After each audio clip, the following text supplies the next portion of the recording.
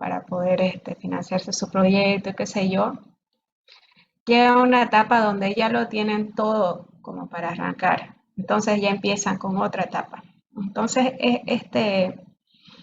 estos procesos se van repitiendo y se van repitiendo a lo largo de que van ustedes avanzando en su proyecto. O sea, por decirles ahorita, la parte de trámites también tiene su inicio, también tiene sus herramientas y técnicas, su especialidad para hacer eso, y también tiene una salida o sus entregables, si quieren llamarlo. Por decirles, así bien claro lo vemos que para ejecutar una obra primero necesitamos los planos, ¿no? Entonces en esa etapa o subetapa de diseño, también hay un inicio, herramientas y técnicas y una salida, un entregable. Entrego los planos, entrego el proyecto en físico, impreso, para que puedan ejecutarlos. Entonces, en cada una de estas subetapas se va repitiendo eso. Y ustedes como directores de ese proyecto tienen que ir a cada una haciéndole un seguimiento. Como les comentaba, o sea, esto es aplicable a cualquier tipo de proyecto que ustedes quieran emprender y hacer. Y para entender un poquito mejor, vamos a conceptualizar esta palabra. ¿Qué es un proyecto? Un proyecto es un esfuerzo temporal.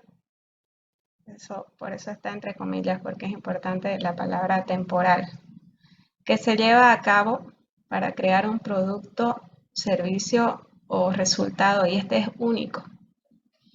Por decirle, en estas imágenes vemos unos panes, vemos una pareja pintando, vemos a unos desarrolladores haciendo, me imagino, algún software. Vemos en la siguiente fotografía también vemos a personas ensamblando una movilidad. Y en la última imagen vemos a toda una industria, ¿no?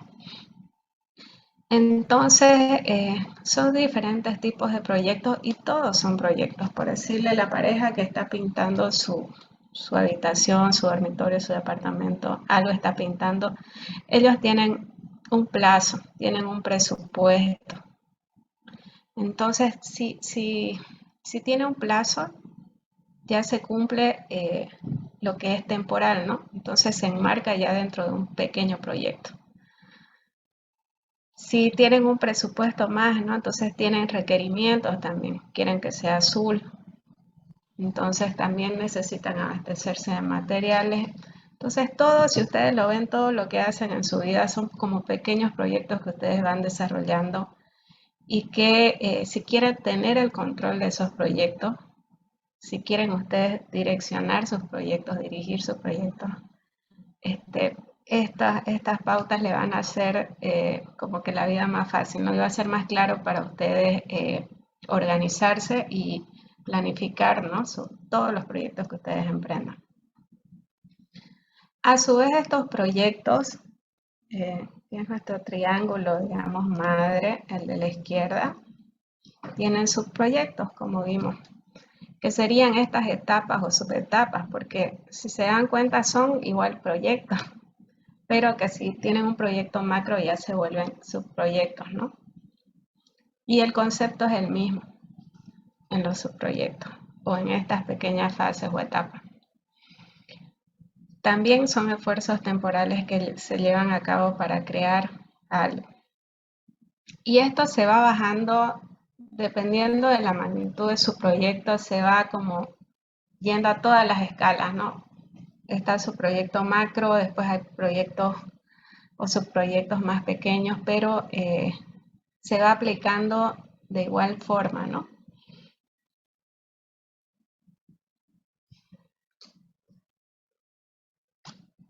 Hay una diferencia que es importante que la entendamos, y hay dos formas o dos como frentes o maneras de trabajar, digamos, ¿no? Cuando uno es director de un proyecto, ya uno no se involucra tanto en la operativa diaria, o sea, en la operativa de la construcción de ese producto, sino ya va habiendo más monitoreo, control, como les comentaba. Entonces hay como dos grandes, clases, digamos, ¿no? De procesos que se dan dentro de los proyectos.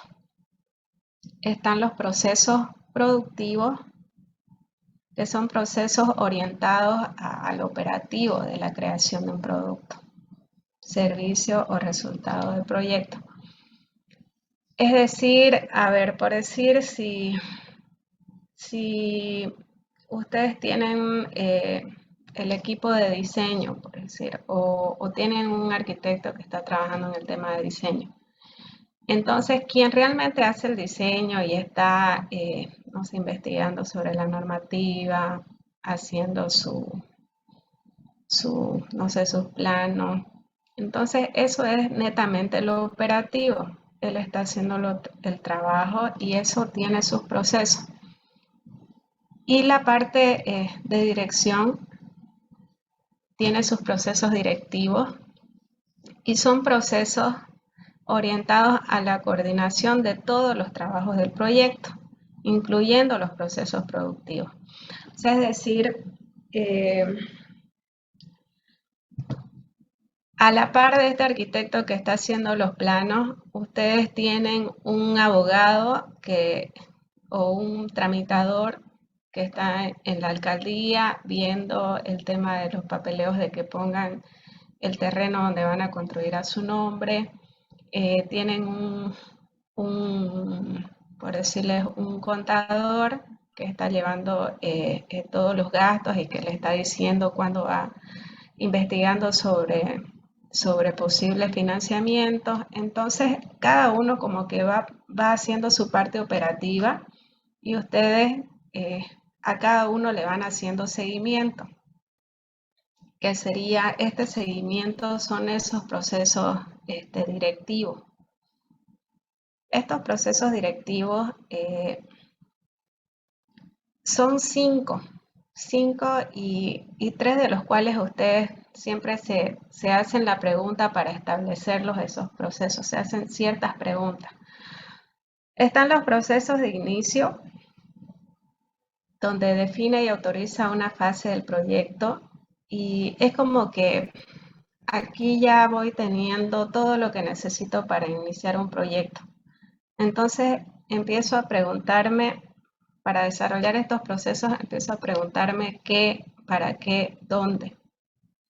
¿Qué va a hacer, digamos, este proyecto? ¿Para qué va a servir y dónde lo voy a llevar a cabo? También están los procesos de planificación, que ya es planificar las acciones, ¿no? que voy a tomar en mi proyecto. Entonces, es como preguntarse cuándo. Están los procesos de ejecución, que integra a las personas y los recursos para llevar a cabo el plan de gestión del proyecto. Esto sería cómo y cuánto. O sea, cómo lo voy a hacer y eso cuánto me va a costar. Luego están los últimos dos procesos directivos, que son el proceso de monitoreo y control, que es mientras ellos avanzan en la ejecución y en lo operativo, yo voy midiendo en base a todo esto que ya vi, el qué, para qué, dónde, cuándo, cómo, cuánto de mi proyecto, yo les voy haciendo seguimiento si ellos están cumpliendo con eso o no, si está costando lo que dijimos que iba a costar en cuánto, si se está haciendo cuando dijimos que se iba a hacer. Entonces yo le voy haciendo seguimientos y están estos procesos de monitoreo y control. Y están los procesos de cierre, que aquí es ya cuando tiene que haber un resultado final, ¿no? de toda esa operativa. O sea, ya el producto lo recibo, estoy estoy conforme con el producto al que se llegó o no estoy conforme. Tiene que ir el 30. Es decir que, por decirles, cuando ustedes estén dirigiendo un equipo de ejecución, de diseño, o lo estén dirigiendo todo, cada una de estas etapas se vuelve a planificar, tiene un inicio, tiene una ejecución. Y generalmente estos 5 Pero no procesos son los que todos. se van repitiendo y repitiendo. Están dos.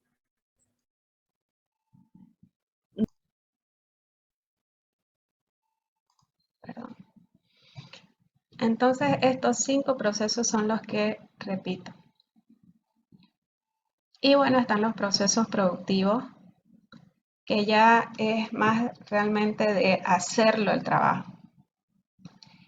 Por ejemplo, aquí dice insumos, transformación y producto terminado.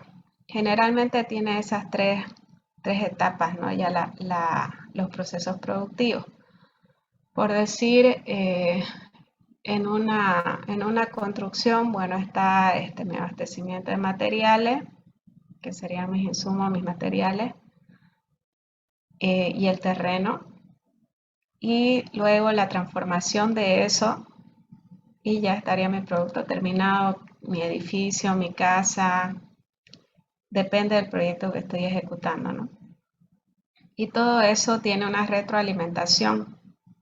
Siempre tenemos que ir llevando datos e información sobre lo que vamos haciendo y ejecutando para tener esa retroalimentación y en un próximo proyecto de similares características, inclusive hasta no, sirven para retroalimentar y mejorar ese producto muchas veces o no cometer los mismos errores, ¿no? Entonces, las características de estos procesos productivos son diferentes, ¿no? En cada fase. Ahorita yo le daba el ejemplo de la construcción, pero por decirle, si estoy en la etapa o subetapa que estoy diseñando, entonces mis insumos son otros, ¿no? Tengo tengo el plano uso de suelo de esas hectáreas o de ese terreno. Tengo la normativa, prácticamente esos serían mis insumos y el requerimiento o la lista de necesidades de mi cliente. Luego con toda esa información transformo toda esa información y obtengo mi producto terminado que ya es un diseño final. Entonces siempre esta parte productiva también se va repitiendo a medida que voy avanzando en mis etapas, ¿no?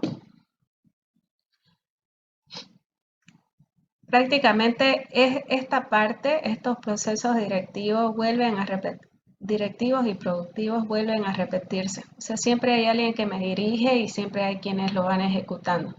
Quienes dirigen van haciendo control y seguimiento en base a estos 5 procesos y quienes producen van haciéndolo siguiendo estos 3 pasos. Siempre esto se va repitiendo en cada una de mis subetapas.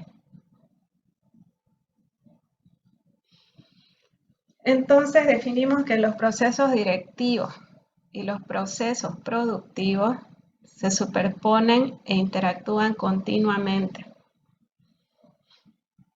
Todo, o sea, a lo largo de mi ciclo del proyecto voy repitiendo esto continuamente. Cierro una etapa y empieza otra. Y otra vez, los mismos, yo si estoy de directivo, los mismos 5 procesos directivos los voy repitiendo y la gente que está trabajando conmigo, mi equipo, los procesos productivos. Entonces, si somos directores de un proyecto, el éxito de nuestra dirección radica en saber realizar una tarea integradora y coordinada. O sea, si tengo equipos paralelos de trabajo, sí o sí tengo que mantener esa integración del equipo y de que todos estamos trabajando por un mismo objetivo, ¿no? Viendo estos conceptos, Vimos, ¿no? Es que era dirigir un proyecto, que es gestionar recursos. Entonces ya ahorita con estos pequeños conceptos que acabo de darle, nos hacemos esta interrogante, ¿no? ¿Qué es un director de un proyecto? Porque ya dijimos que para dirigir un proyecto gestionamos, entonces, ¿qué es un director o quién es? Es una persona que lidera el equipo, responsable de alcanzar los objetivos del proyecto y las expectativas de los interesados. Entonces, si ustedes se dan cuenta, cuando están, es harto, ¿no? Y son como muchas aristas que a veces no nos damos cuenta. Yo sé que ahorita suena así, hasta asusta, ¿no? Decir, pucha, voy a estar a cargo yo como director de todas esas cosas. Pero ahí la clave para poder dirigir un equipo es el tema de liderar y de poder contar con su equipo, porque prácticamente son ellos los que hacen las cosas. Ustedes solamente van, los capos son ellos, los capos son el equipo que ustedes tienen. Ellos son los capos. Entonces, es difícil como que dejar de un lado lo técnico y ya empezar a crear otras habilidades nosotros como profesionales, ¿no?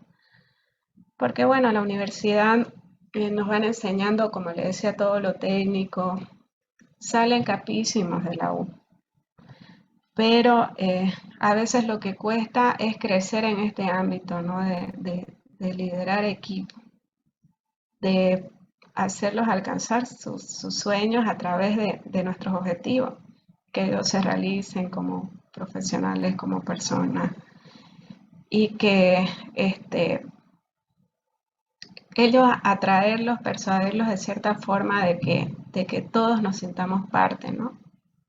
Y que lo que alcancemos como equipo cubra las expectativas de las personas que nos han contratado o para quienes trabajamos o quienes van a gozar de nuestro producto.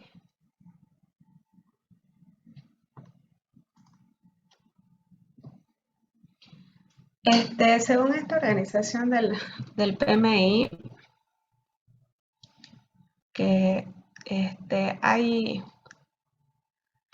este triángulo de los talentos que cualquier director tiene que tener, ¿no? Y en realidad para mí es cualquier profesional. Una está la dirección técnica, que es, bueno, como que lo más sencillo porque prácticamente nos forman para eso, ¿no? Para lo técnico, para diseñar, para hacer planos, para hacer proyectos, para no sé, construir.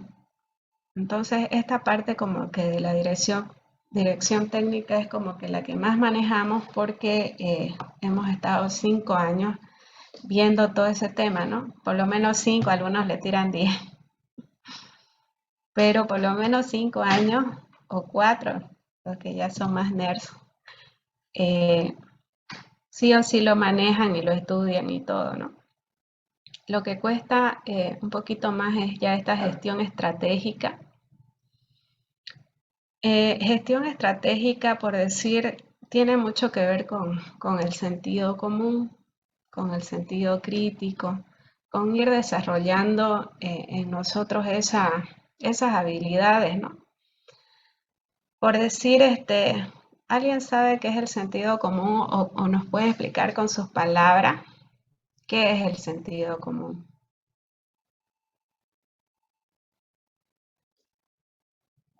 Los escucho.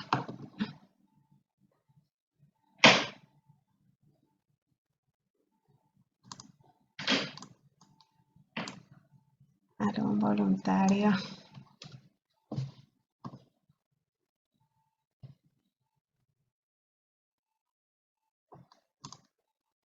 Bueno, voy a empezar a preguntar.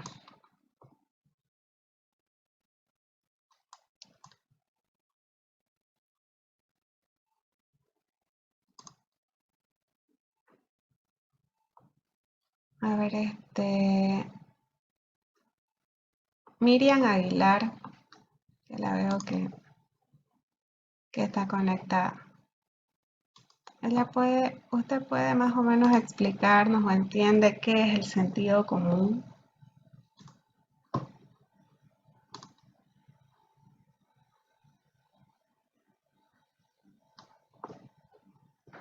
Hola, ¿me escuchan?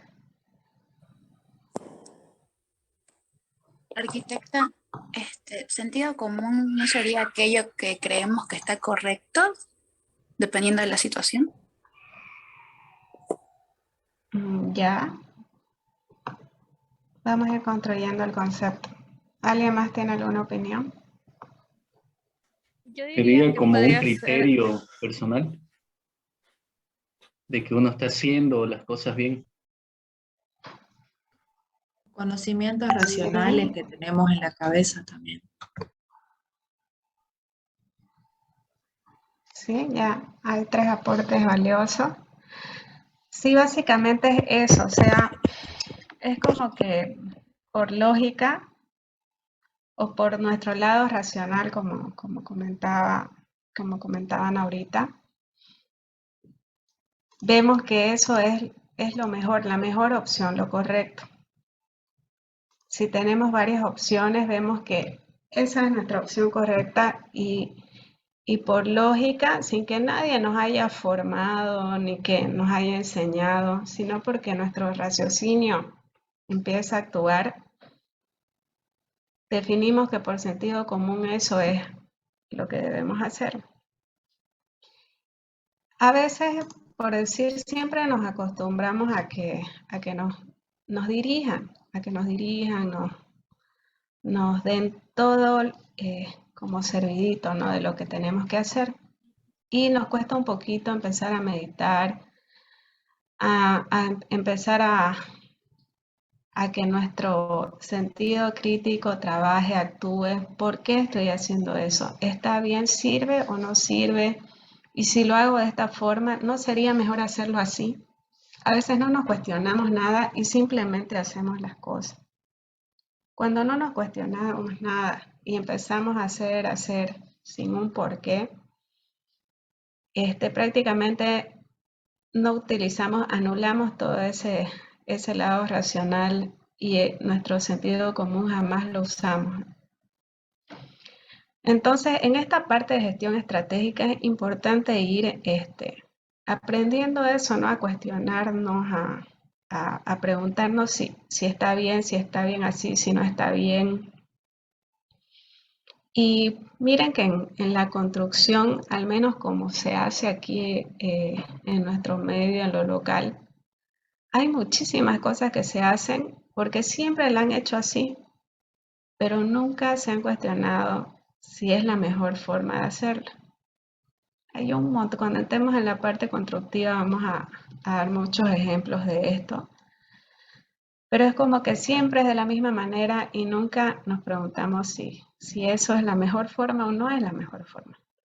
Vamos heredando formas de hacer las cosas y no buscamos otro mecanismo, otra manera. Nos conformamos y nuestro sentido crítico queda completamente anulado, al igual que nuestro sentido común. Y eso tenemos que ir siempre cuestionando y preguntando por qué las cosas son así, por qué son así. Y por ahí pillamos otras opciones, ¿no? De hacer las cosas. Entonces, en esta gestión estratégica, un director sí o sí tiene que tener estos talentos, estas cualidades.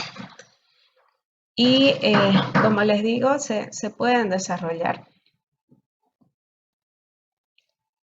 ¿Me dan un segundingo, por favor? Van a disculpar, denme un minutingo.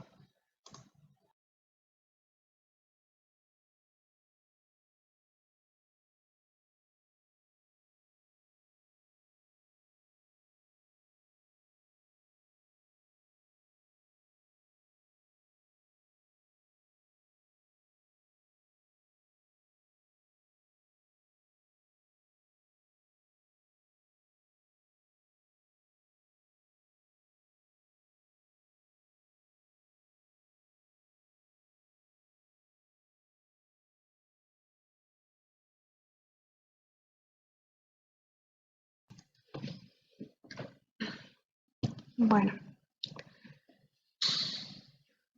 entonces estos talentos,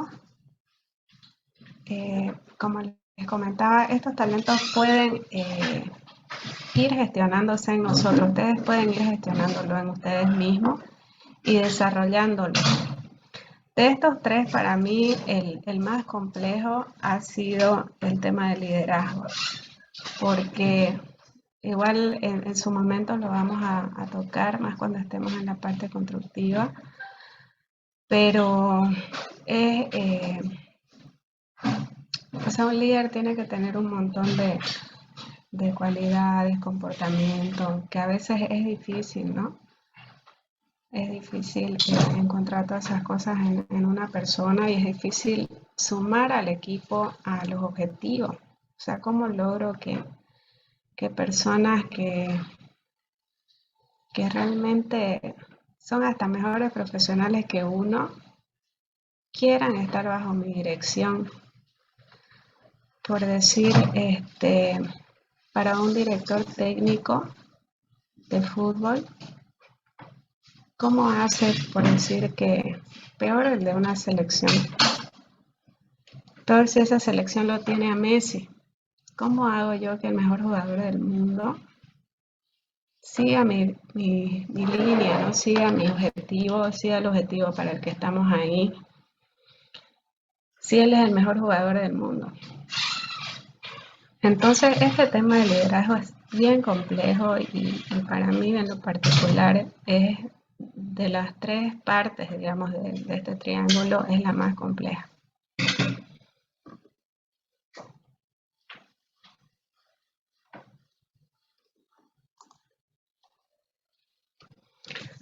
Bueno, siguiendo, volviendo otra vez al tema del ciclo de vida de un proyecto, hoy vamos a ver, como les comentaba, el tema de trámites y diseño. Y estas van en conjunto porque a veces inclusive van surgiendo trámites dependiendo de un proyecto. Cada proyecto es distinto, siempre es distinto. Van surgiendo trámites que a veces uno ni se los imaginaba y tiene que ir elaborando planos y un montón de cosas, requerimientos para ese trámite, ¿no?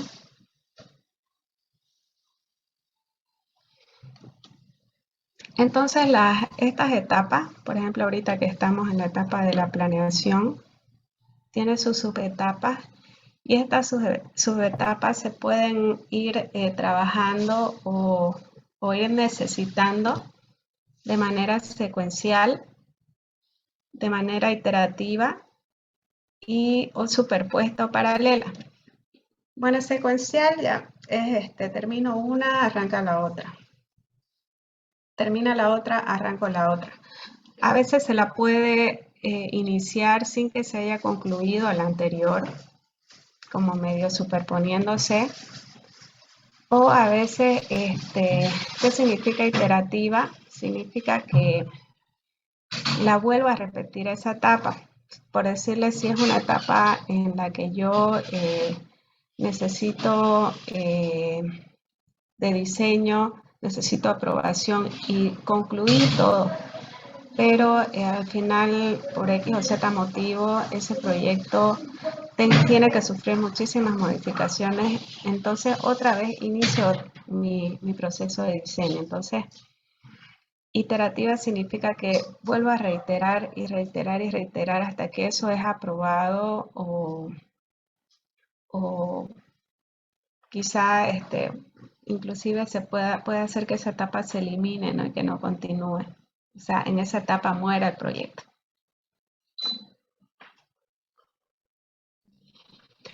Bueno, para un poquito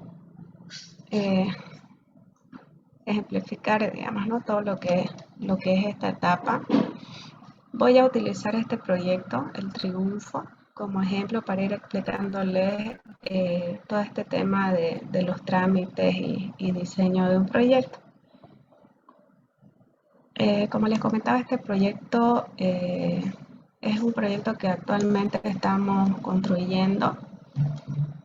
y estamos en etapa en realidad varias etapas ahorita, ¿no? Que cuando vayamos lo van a conocer. Y bueno, cuando arrancó hace 2 años, 3 años ya que arrancamos con este proyecto desde que se adquirieron estos terrenos, aún continuamos, ¿no? Como le decía, en esta etapa de diseño ha sido iterativa, porque por decirle hemos hecho dos diseños con sistema constructivo y todo de vivienda, y seguimos en esa búsqueda de mejorar, ¿no? Nuestros productos, de mejorar la calidad y de mejorar los precios para que puedan ser accesibles a los compradores o interesados. Entonces este proyecto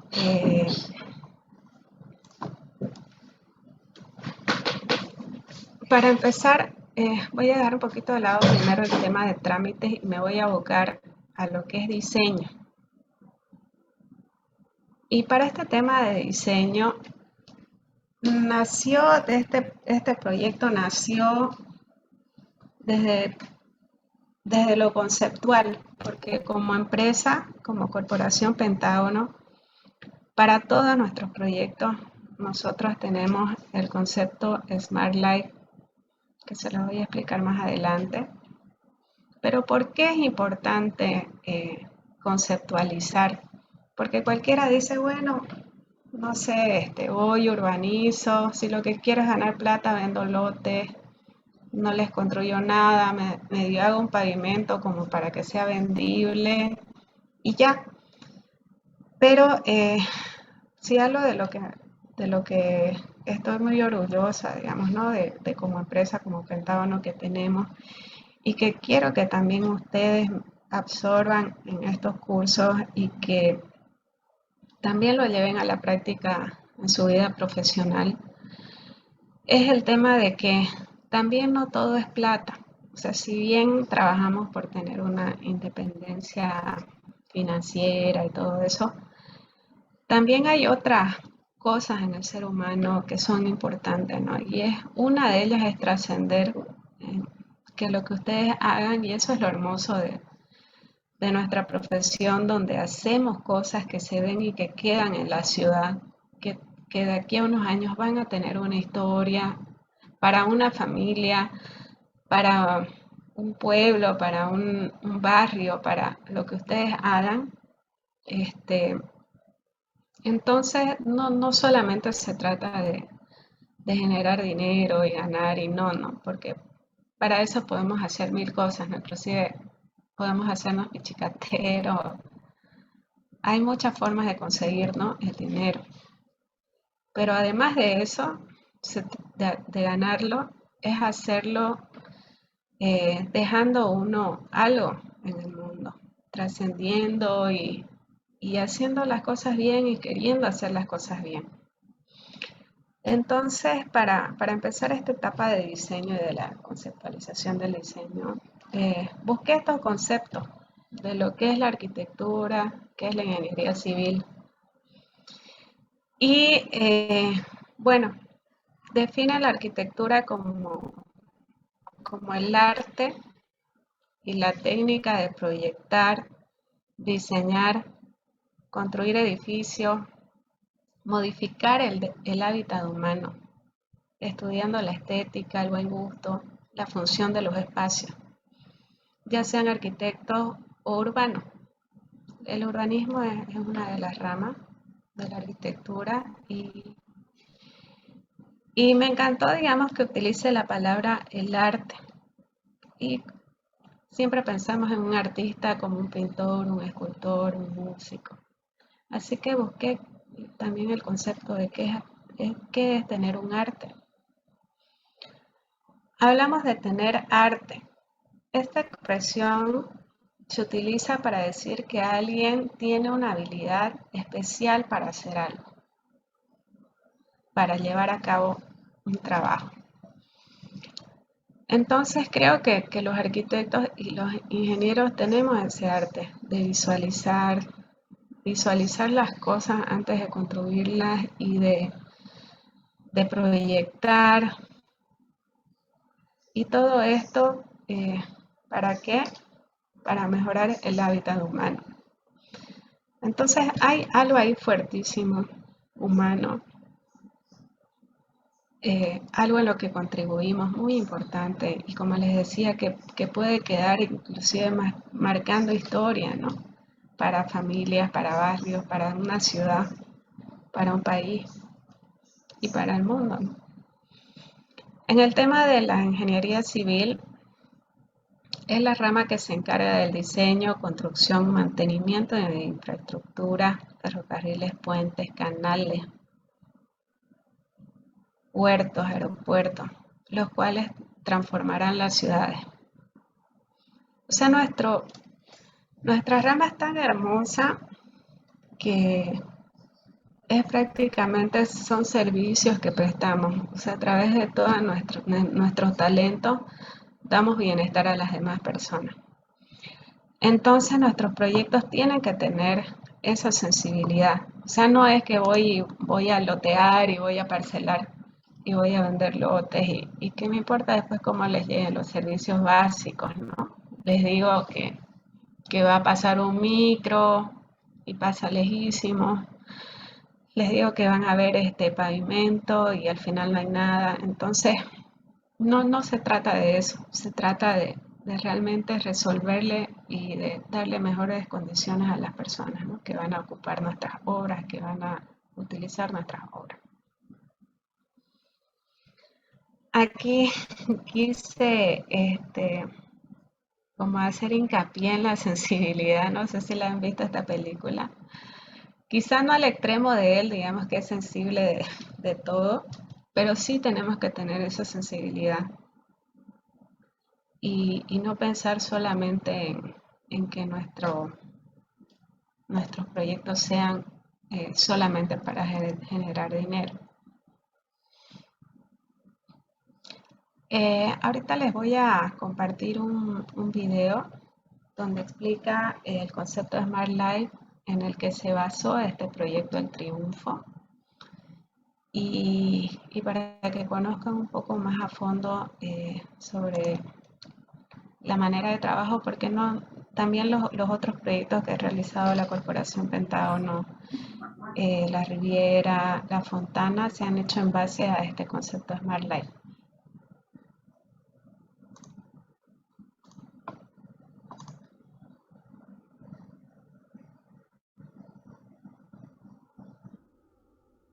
El concepto Smart Life o vida inteligente nace de quizás la oportunidad que he tenido yo como persona de haber nacido en los años 70 y ahora considerarme dentro de una generación bisagra. Bisagra porque los que nacimos en esa época hemos tenido la oportunidad de vivir la ciudad como se la vivía antes, es decir, con todas las bondades de la tranquilidad, de lo apacible que eran las ciudades o los pueblos en ese entonces, de lo amigable que era la gente en las calles, y también hemos tenido la oportunidad de vivir el mundo tecnológico, el mundo moderno que estamos viendo ahora. Eso nos da la oportunidad de comprender el futuro porque conocemos el pasado. Es decir, nuestra generación única tiene esa oportunidad de estar prácticamente en dos tiempos históricos de la humanidad. Estamos en el quiebre histórico entre esa vida antigua que le podemos llamar y esta vida supermoderna que tenemos ahora.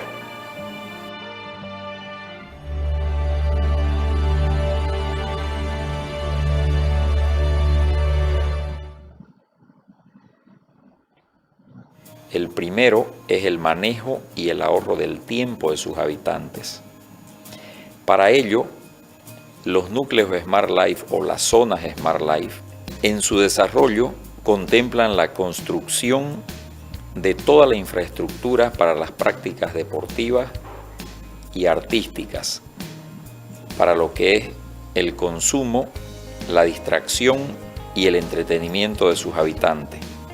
Para ello vamos a dar el ejemplo del primer núcleo que se ha construido en Santa Cruz, denominado La Fontana, hemos construido toda la infraestructura de modo de que las mejores escuelas de la ciudad en el deporte y en las artes puedan desarrollar sus actividades dentro del núcleo. Vamos a dar el ejemplo en gimnasia artística. En La Fontana ya la tenemos como franquicia, y los niños que vivan en estos núcleos van a tener la oportunidad sin salir de su casa de poder practicar gimnasia artística, natación a través del Club Medley. Lo tenemos al Club Deportivo El Semillero, que va a poder enseñar a todos los niños del núcleo fútbol. Tenemos prácticas de pintura, tenemos a Imagina como escuela de música, y así en todas las ramas artísticas y deportivas. Lo que hace el concepto es aterrizarle al núcleo a las mejores escuelas, de modo de que los niños puedan desarrollarse en todo lo que son estas actividades. De ese modo, el ahorro del tiempo para los padres y para los niños va a ser favorable. El niño que quiera practicar natación, que quiera practicar artes marciales, fútbol, aprender a pintar, a formar parte de una banda de música, no va a tener la necesidad el papá o la mamá de salir de su trabajo con todo lo que eso implica para tener que llevarlo a estas actividades. De ese mismo modo, en los núcleos se está construyendo y se lleva a franquicias de cadenas de supermercados para todo lo que es el consumo. Se les construye un parque acuático, se les construye un cine, se les construye parques para que también todo lo que es diversión y entretenimiento esté dentro del núcleo.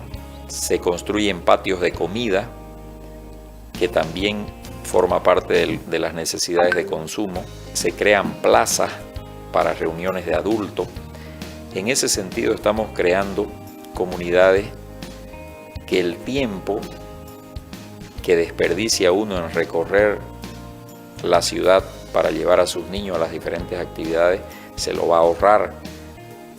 De ese modo, el papá y la mamá llegan en la noche y ya todos han practicado sus actividades extracurriculares, y esto va a permitir que la familia tenga más tiempo para compartir entre sí.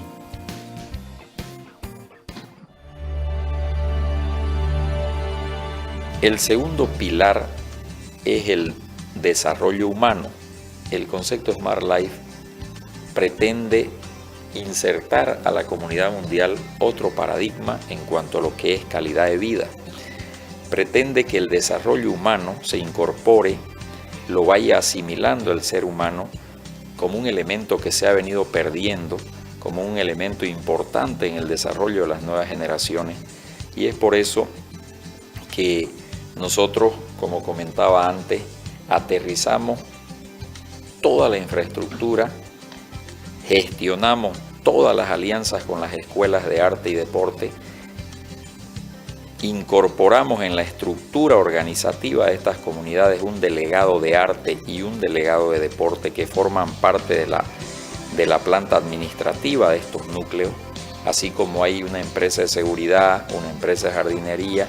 Ahora tenemos ya un delegado de arte y un delegado de deporte, quienes van a ser los que difundan, promocionen, incentiven, organicen, planifiquen todas las actividades artísticas y deportivas de estos núcleos.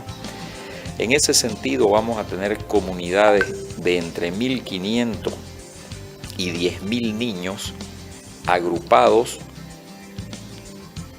e incentivados totalmente a estas actividades artísticas y deportivas. De esa manera pretendemos que se vaya generando un nuevo paradigma en la forma de vivir la ciudad, en la forma de transcurrir en el tiempo, dedicado a actividades tan nobles y tan fructíferas como es el arte y el deporte, y que de esa manera se vayan desplazando actividades como estar prendido a la televisión, al PlayStation, al juego, o quizás actividades vandálicas que muchas veces los jóvenes, al no tener y no saber qué hacer, al no estar guiados, al no estar orientados por los adultos, ellos ven qué hacer con su tiempo libre. En ese sentido, en estas comunidades, al ser el desarrollo humano uno de los pilares fundamentales, vamos a tener adultos bien organizados a través de escuelas con mucha experiencia y a través de los delegados de arte de los delegados de deporte se van a conformar los comités de padres por disciplina. Entonces vamos a tener el comité de padres de natación, el comité de padres de la escuela de fútbol, el comité de padres de las actividades artísticas. De esta manera los niños van a crecer en comunidades enfocadas en el desarrollo humano.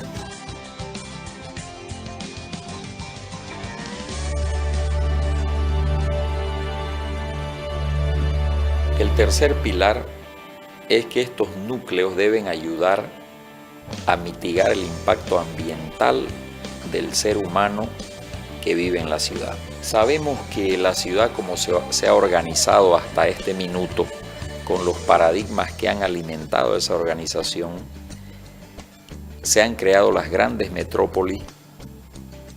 Sabemos cómo es el tráfico, sabemos cómo es la contaminación, la polución que genera al planeta esta forma de organizarse. En estos núcleos que nosotros planteamos, se va a mitigar bastante el impacto negativo del ser humano en las ciudades al no tener que desplazarse en ellas. Al estar concentrados cada comunidad en sus núcleos, el transporte oficial va a ser la bicicleta, va a ser el ir caminando a las diferentes actividades y necesidades que yo tengo como ser humano. De esta manera se van a descomprimir las calles y avenidas. Al tener construido estos polos en los alrededores de las metrópolis, vamos a desincentivar a la gente, a las personas que tengan la necesidad de tener 2, 3 vehículos y tener que ir a congestionar y estresar las calles y avenidas. Y de esa manera el impacto ambiental se mitigará bastante en esta nueva propuesta de desarrollo y crecimiento de las ciudades.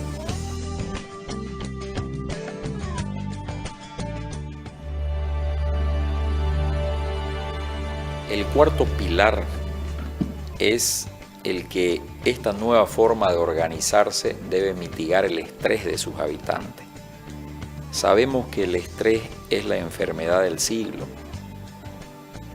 es la enfermedad a la que las ciudades nos someten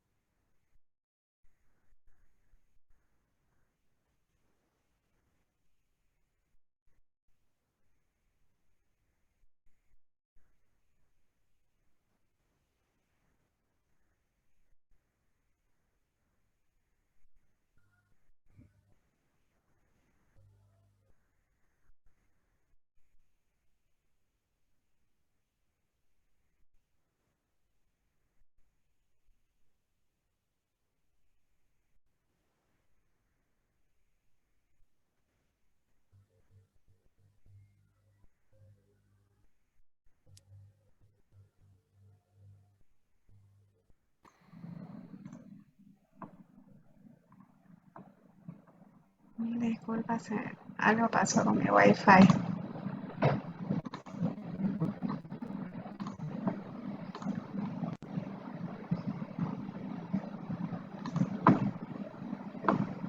Continuamos con el video ya. Voy a adelantarlo. Por núcleos deben ayudar. Sabemos cómo es el tráfico, sabemos cómo ayudar a mitigar el impacto ambiental.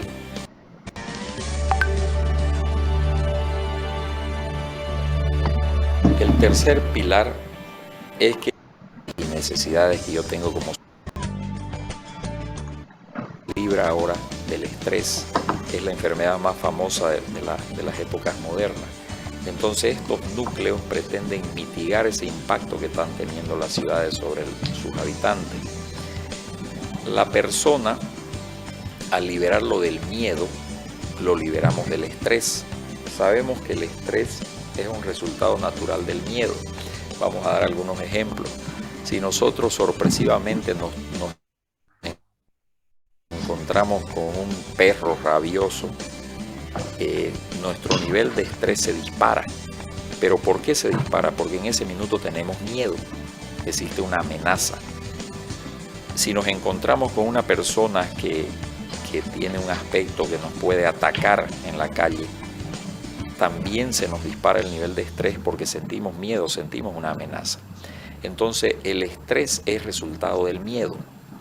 En ese sentido, cuando yo tengo que llevar a mi hijo, o un taxi me lo tiene que llevar a natación o al centro de compra por lugares inseguros, al no tener control de esa situación, yo estoy pendiente de cuando llega al lugar de deporte, de si el móvil lo recogió, si llegó bien a casa. Entonces eso me hace vivir en una situación de estrés. Cuando sé que tengo que salir de mi trabajo y llevarlo a las 5 a su partido, a su entrenamiento de fútbol, no siempre la vida moderna me permite salir de mi trabajo, organizarme. Las distancias se han complicado, las calles son caóticas, los tiempos ya no los puedo manejar. Entonces esa situación de no saber si voy a poder cumplir me genera también una ansiedad y me dispara los niveles de estrés. En este caso, en contraposición, en los núcleos, yo voy a poder ir tranquilo a trabajar sabiendo que mis hijos en todas sus actividades, tanto académicas como extracurriculares, la van a poder desarrollar sin ningún problema en un lugar seguro. Entonces yo voy a poder liberarme de ese temor que me genera el saber de que mi hijo de 7, de 9 años está en un vehículo con todo lo que implica las avenidas de las ciudades modernas por la calle. De esa manera liberaremos de estrés a las personas que van a vivir en estas comunidades. Además que sabemos que todo lo que son las actividades artísticas, deportivas, cuando uno las practica con regularidad, el estrés prácticamente se va a niveles bajísimos. En ese sentido serán comunidades sanas, libres de estrés, no solo por el organizarle mejor el tiempo, sino porque estas actividades son las principales soluciones para liberar el estrés.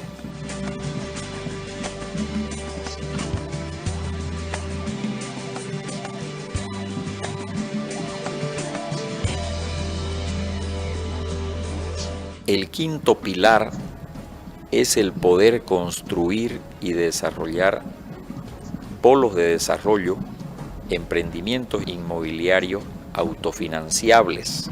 Es decir, estos polos de desarrollo donde se organizan entre 500, 1000, 2000 y 3000 viviendas, 500 sería un núcleo, ya 3000 viviendas serían una zona Smart Life, tienen una virtud en cuanto a desarrollo municipal, llamémosle, en cuanto a desarrollo de infraestructura. Sabemos que cuando los asentamientos humanos son desorganizados, generan un caos a nivel de municipio. El municipio se ve con dificultades al momento de llevarle los servicios, de llevarle el alimento, de llevarle la luz, y es por eso que las ciudades van creciendo, en especial Santa Cruz, y su periferia se va haciendo difícil llevarle oportunamente todos estos servicios. Los polos Smart Life tienen una organización a nivel empresarial, a nivel de propuesta de consolidación, que no le exigen nada a los municipios. Prácticamente son los mismos vecinos los que se pagan el pavimento, la luz, el agua, la alcantarilla, sus jardines, sus sistemas de seguridad, sus sistemas de recojo de basura. Prácticamente, si lo vemos a nivel macro de municipio, esta forma de crecer es una forma autosostenible que permite que la ciudad vaya creciendo con todas las comodidades, con todos los servicios, pero sin tener que constituirse en cargas para el municipio o para el Estado.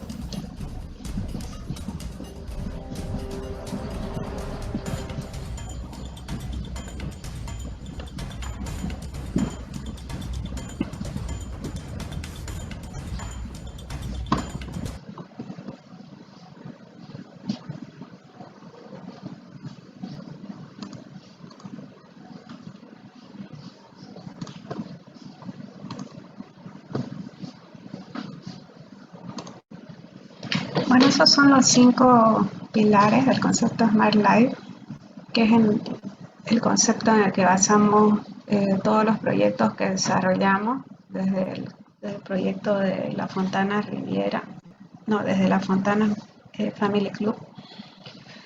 Y bueno, inicialmente hacíamos condominios con áreas sociales, y nos limitábamos a resolver el tema de la recreación, ¿no? De la seguridad y la recreación de las familias que vivían dentro de los condominios.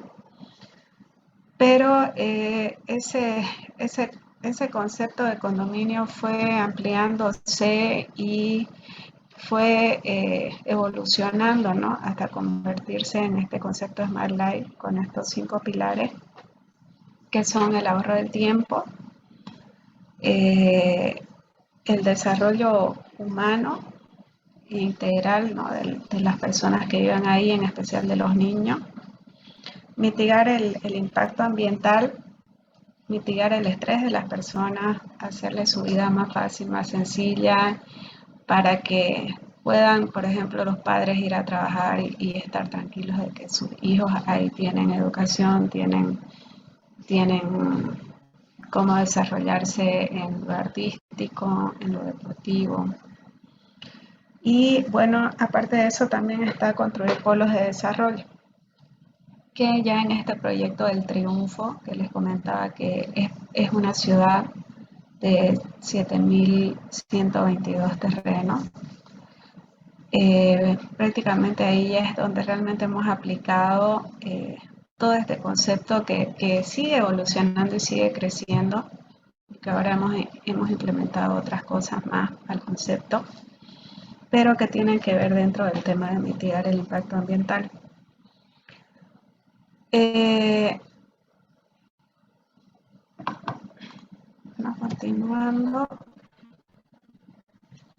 Continuando con el tema del diseño, voy tratando de pasar rápido porque se está pasando con mano del tiempo y quizá no nos dé, son varias diapositivas.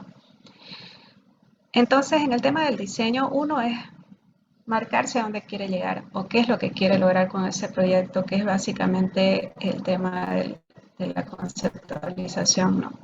Nosotros con el concepto de Smart Life tenemos estos 5 pilares en los que basamos todos nuestros proyectos.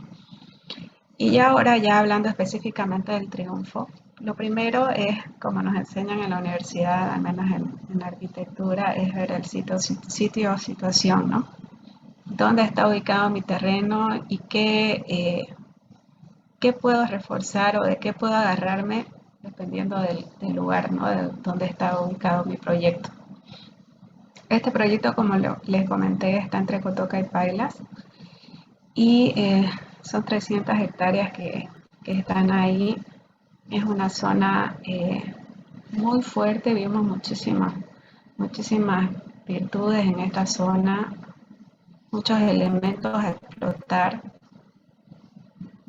Y bueno, Cotoca, que la zona este de nuestra ciudad, siempre hemos trabajado en el norte, y casi siempre todo el mundo quiere y prefiere el norte, pero es una zona muy, muy rica, digamos, con muchas cosas que explotar, esta zona este, ¿no? En especial Cotoca. Se analizó y vimos antes de empezar a trazar cualquier cosa, analizamos todo este entorno y todo lo que pasaba ahí, ¿no? El proyecto se desarrolla en la zona de la comunidad La Enconada, entre Cotoca y Pailas. Toda esta región se personaliza por su recurso natural, la arcilla. En toda esa zona de La Enconada, y hay otra zonita ahí también que se llama Campanero, están muchísimas fábricas de ladrillo, adobito. Y entonces la tierra es como su elemento y su recurso natural así estandarte de la zona, ¿no? Hay un montón de tejerías y o sea, el suelo de esa zona es muy bueno. Entonces esto era un plus muy importante, ¿no? Hay una fuerte actividad productiva y cultural respecto a la arcilla. También vimos que el municipio de Cotoca se encuentra en un proceso de afianzamiento de su propio desarrollo y en búsqueda de potenciar sus ventajas competitivas de producción. Es una zona donde, por decir uno, si quiere conocer sobre las tradiciones orientales o las tradiciones cruceñas, es la zona así cerca a la ciudad donde uno puede ir a despejarse y a conocer más, ¿no?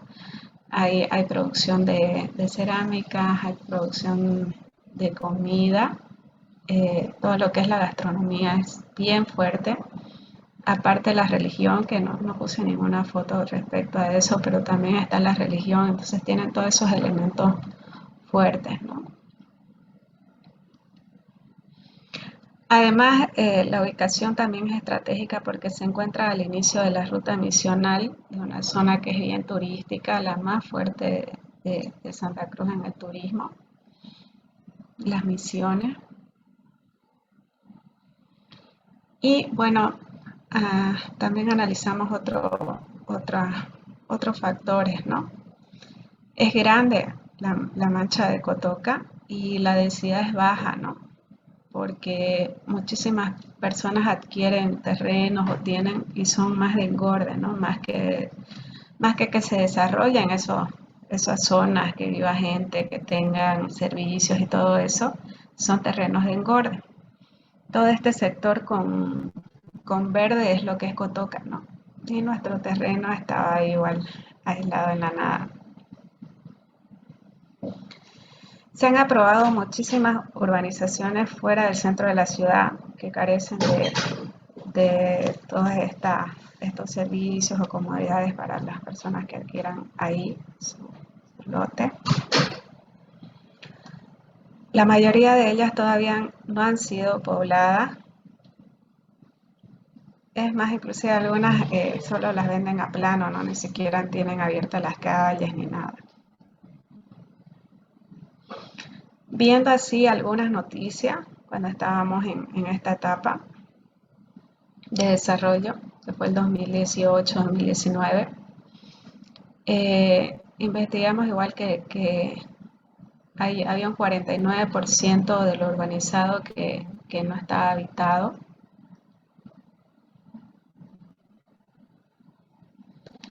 Por este mismo aspecto es que presenta dificultades en la provisión de los servicios.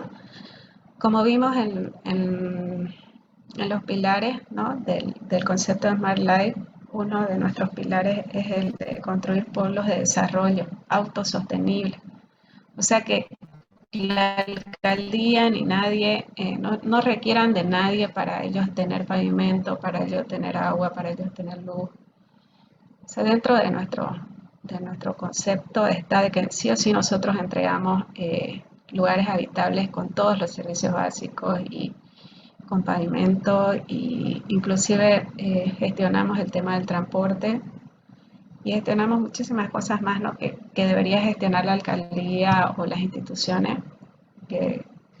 o las cooperativas, pero las gestionamos nosotros directamente y es el mismo vecino o el mismo habitante de ahí quien se gestiona todo prácticamente.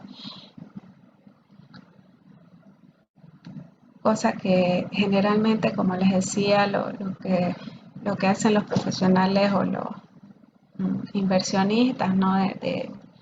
de estas organizaciones es prácticamente solo parcelar y nada más, ¿no? Hasta ahí llega su alcance. Y bueno, todo Cotoca no cuenta con un plan macroarticulador, ¿no? Si ustedes se dan cuenta, son manchas así de urbanizaciones aisladas, ¿no? Además, no se incentiva la protección de áreas verdes. Es una zona que ha sido sumamente deforestada y, bueno, no hay ningún plan de sostenimiento de la biodiversidad de la zona que es rica, ¿no?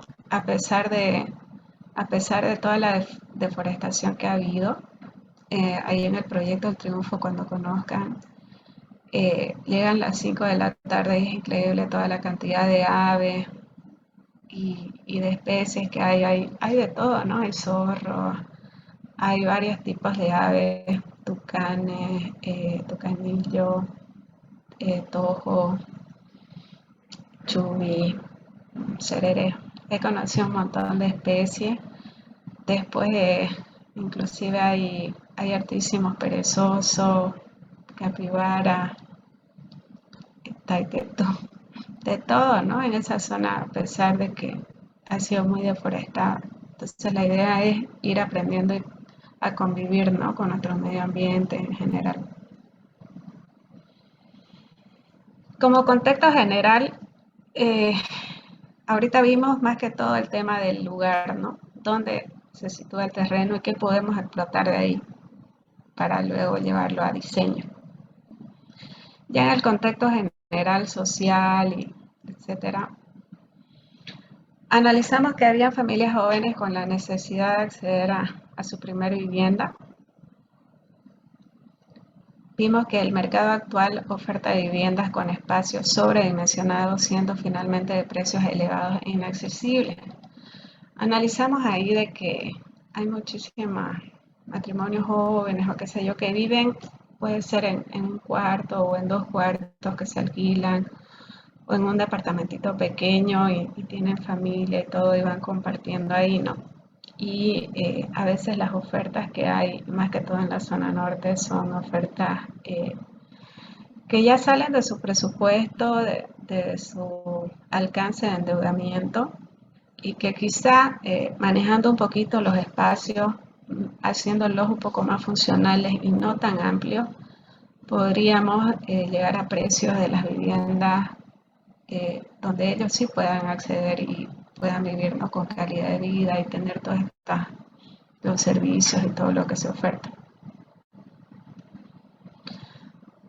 También se analizó que en el tema de este contexto, que hay muchísima gente que, un porcentaje grandísimo, que no tiene casa. Por ejemplo, en las primeras tortas o en los primeros gráficos se ve que el 55% en Santa Cruz tiene casa. O sea que hay un 45%, que prácticamente la mitad de la población no tiene casas propias. Viven en alquileres el 27%. Vimos ahí un promedio de cuánto pagaban, ¿no? Cuánto era su cuota. Todo esto se analiza porque si yo voy a diseñar una casa, veo que ellos pagan $200, digamos, ¿no? De alquiler. Entonces ellos tienen ese flujo, ¿no? De pagar $200. Entonces voy direccionando mi diseño en cuanto a dimensión, en tecnología y todo, a base de que ellos al final puedan tener un crédito donde paguen $200. O a lo mucho paguen 250 o $100 más, digamos, ¿no? Pero esté dentro de su presupuesto, no poner o diseñar casas donde al final los créditos les dé una cuota de $500. Entonces ahí como que con todos estos datos yo voy ya enmarcando mi proyecto para poder diseñar antes de agarrar un lápiz o de agarrar la computadora y trazar las primeras líneas, ¿no? También en este tema del contexto general, la inseguridad ciudadana se debe a que el espacio público es abandonado, ¿no? Entonces la gente no se apropia, son lugares feos, oscuros. Entonces también no es solamente ver que tengan pavimento y ya, sino es cómo ir resolviendo que las calles, en las calles haya vida, en las calles haya ese compartir o vivir en comunidad, ¿no? Entonces, igual como voy resolviendo mis áreas verdes, mis áreas sociales, para que esto se dé y que la ciudadanía se apropie de ese espacio y lo viva, lo utilice y se sientan seguros y se sientan dueños, ¿no?, del espacio público. Aunque a veces uno camina o va por ciertos lugares en donde uno se siente ajeno, nervioso, con miedo de que lo asalten o de que pase cualquier cosa, ¿no? Y uno ya, por último, nunca más decide circular por esas calles, ¿no?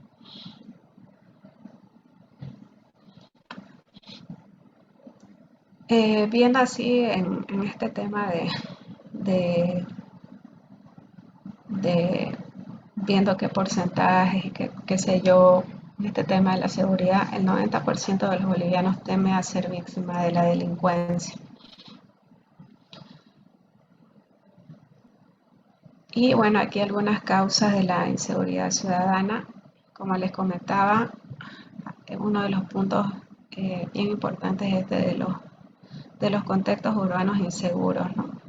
Espacios públicos con poca iluminación, abandonados, y pérdida de espacios públicos. Pérdida porque al final se van adueñando los malvivientes y uno como ciudadano va perdiendo esos espacios. La ciudad va perdiendo esos espacios, que pueden ser inclusive hermosos y todo, pero por, por un tema de estrategias o de poco trabajo de la alcaldía y qué sé yo, los vamos perdiendo, ¿no?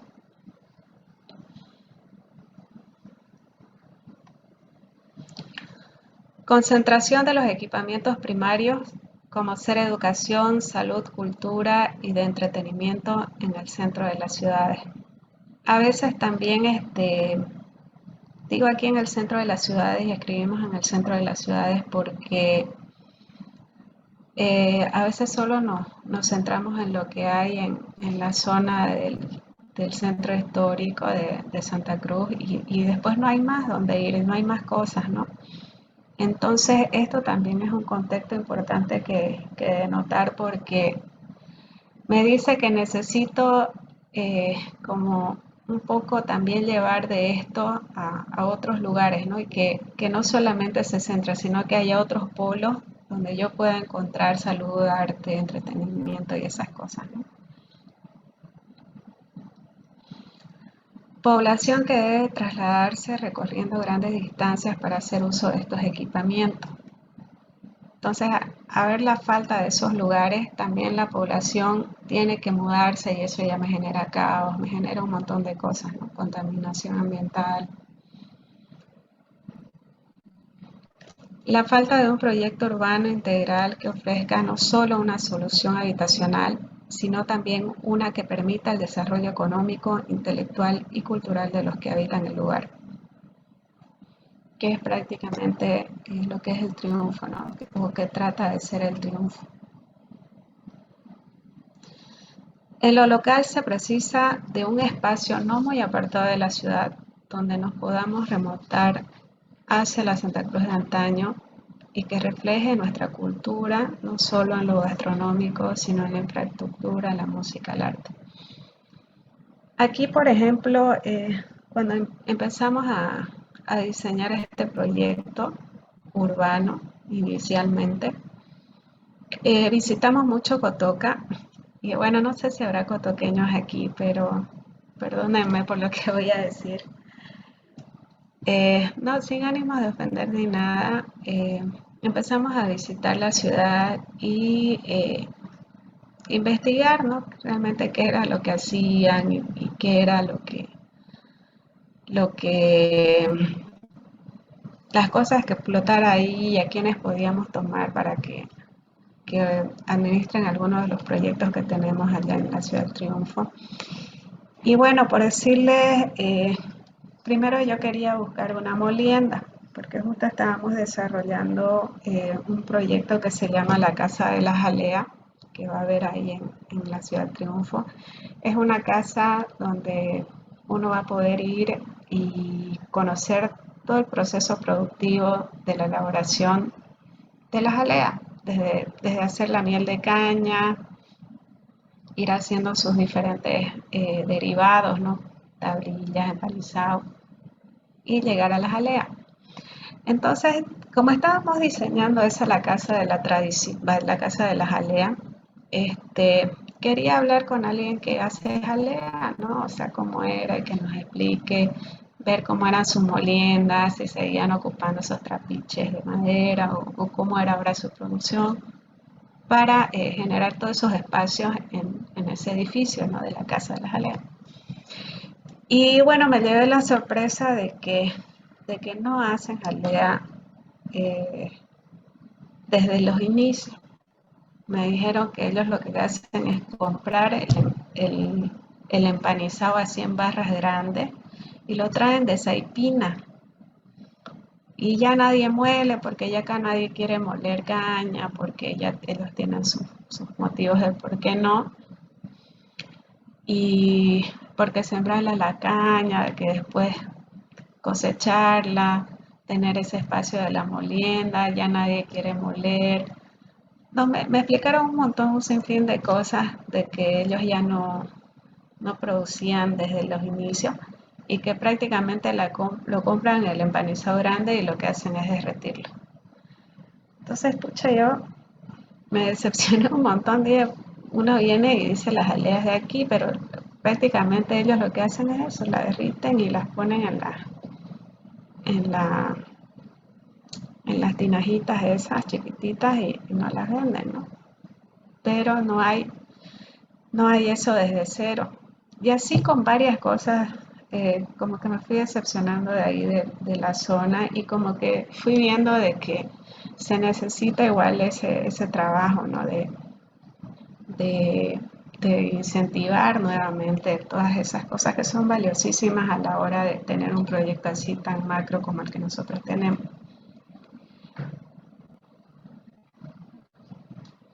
Y bueno, la actual tendencia mundial de volver a nuestras raíces y lo natural, ¿no? Ahorita con este tema de la pandemia, eso ha florecido un montón, así como la imagen de fondo. Y bueno, nosotros felices porque veníamos ya con esas ideas antes inclusive de que venga la pandemia, ¿no? Entonces, después de ver todo este marco conceptual y analizar el lugar y ver el contexto de la zona, el movimiento de nuevas y pujantes ciudades intermedias equilibrará los polos de desarrollo, dinamizará la economía departamental, generará mayores fuentes de empleos y oportunidades en todo el territorio, pero principalmente se generarán progresivamente las capacidades para proveer servicios de calidad a la población de manera planificada y sostenible. O sea, vimos que en respuesta a todo este contexto que fuimos viendo, ¿no? De cositas así medio negativas, una solución es esa, ¿no? Crear estas ciudades intermedias donde ellos mismos se abastezcan y se solucionen prácticamente la vida. Y con la ayuda de nosotros, de nuestros diseños y de todo el proyecto en general, ¿no? que vamos a ir implementando.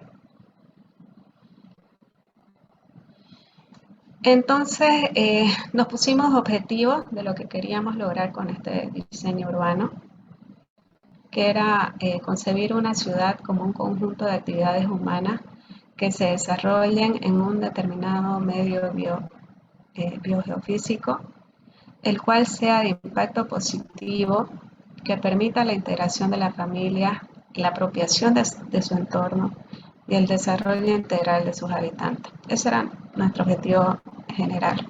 Y ya en específico, implementar y consolidar el concepto Smart Life, identificar a la zona como referente de las tradiciones cruceñas, posicionarla como la capital del arte y la cultura en Bolivia, y revalorizar y fortalecer la identidad propia de la zona.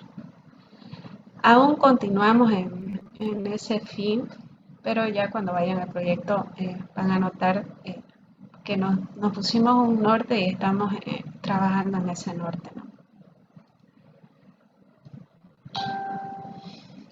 También el proyecto tiene una filosofía, tiene un alma, digamos, este proyecto. Y como les comentaba, la arcilla fue como nuestra inspiración, y esta frase la escribió el arquitecto Rubén Darío Ortiz, que era la persona que escucharon así relatar todo el tema de los pilares. Él es el presidente de la corporación y él escribió esta frase, ¿no?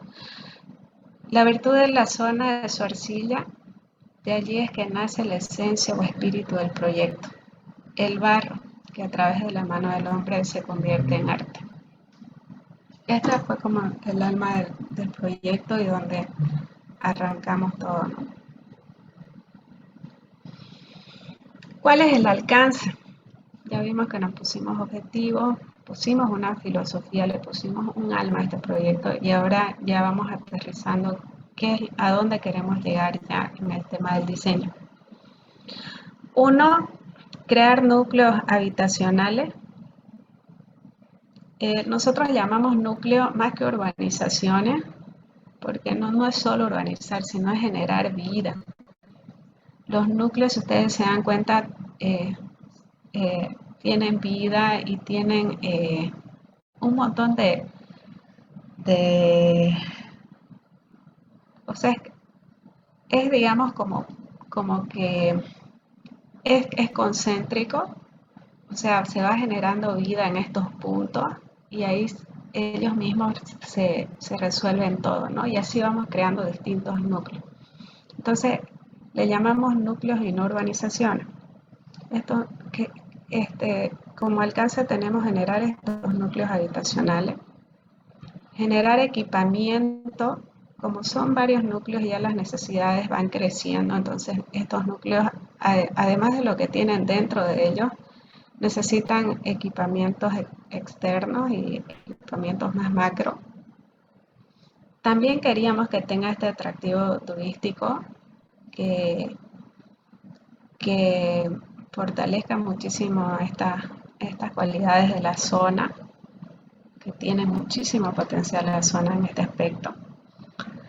Después, obviamente, que haya la infraestructura, y como quinto alcance, que haya una percepción o imagen positiva, ¿no? En las personas que lo vivan día a día y en las personas que lo visiten este proyecto. En el tema de los núcleos, los resolvimos de la siguiente forma. No queríamos generar, obviamente, calles así inhabitadas y calles amuralladas, como generalmente son los condominios. Por decir, si uno va al Urubó, se ve muchísimo eso, ¿no? Casi no hay ni acera, es solo pavimentos y bardas y accesos a los condominios, urbanizaciones. Entonces no queríamos que exista tal. Por eso dejamos todo un cordón de terrenos que dan hacia las calles o avenidas públicas, llamémosle.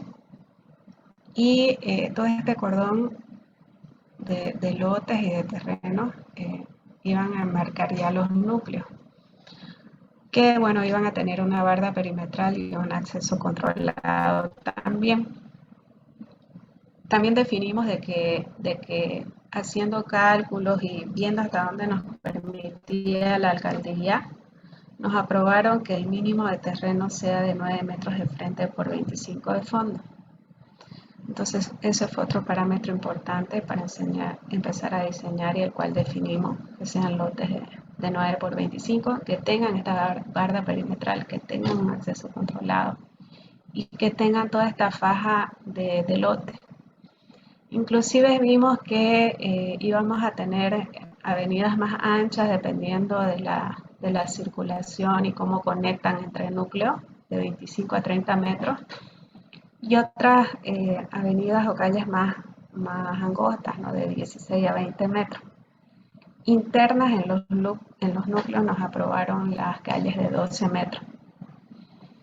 Entonces los lotes que daban hacia estas avenidas más grandes iban a ser de 12 por 30, de 12 de frente por 30 de fondo, y los lotes hacia vía secundaria de 10 de frente por 30 de fondo. Entonces, con este esquemita súper sencillo ya definimos muchísimas cosas importantes, ¿no? De nuestro diseño.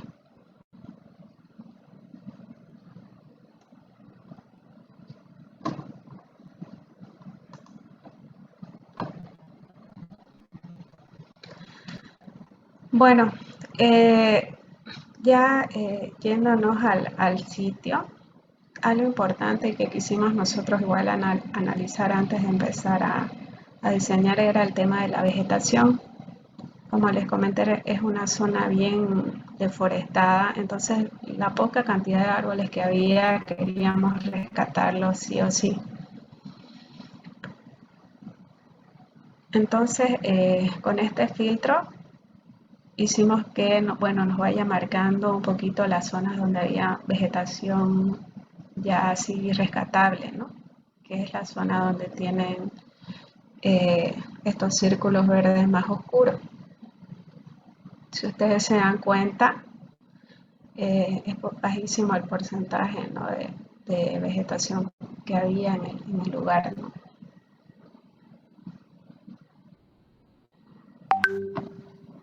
También hay una quebrada que da bajito, que también la quisimos explotar. Y bueno, ya haciendo un análisis de la vegetación, ya nos quedamos con estas áreas que estoy marcando ya en verde, que eran las rescatables. Y en base a eso fuimos fijando y distribuyendo los núcleos, más o menos viendo cómo se iban a dividir estos núcleos, ¿no? Más o menos lo que intentamos fue, sí o sí, la única limitante era este camino vecinal que ya existe, que existía en ese momento y que teníamos que respetar porque por ahí ingresan a otras comunidades y pueblitos más hacia abajo. Entonces, esta fue nuestra única limitante y de ahí fuimos de acuerdo a los tamaños y viendo cuántos más o menos sacando ya con nuestras medidas de lote, que dijimos que eran de 9 por 25 de acuerdo a área, 225 metros cuadrados. Fuimos tratando de agrupar polígonos donde no sobrepasen o se maneje dentro de los 500 terrenos, ¿no? De esta cantidad, de ese tamaño, del 9 por 25. Y así fue que nos dio más o menos este esquema. Estos núcleos de la izquierda quedaron más grandes porque, como les comentaba, este camino vecinal fue nuestra limitante y ya si los partíamos en 4 ya era muy pequeño, ya entonces no los dejamos nomás así completos, ¿no? Decidimos dejarlos así enteros.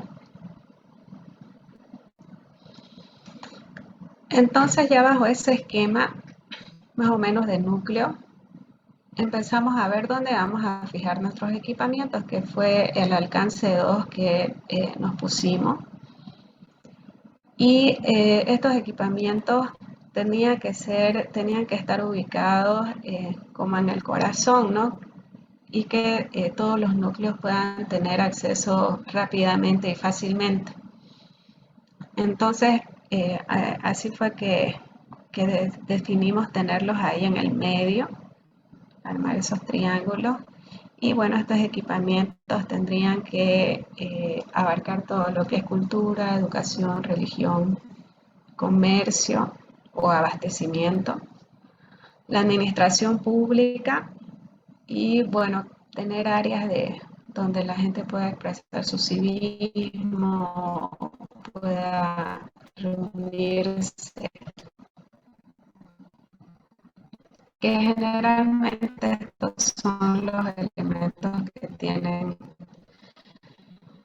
los centros, ¿no? Donde nacen las ciudades.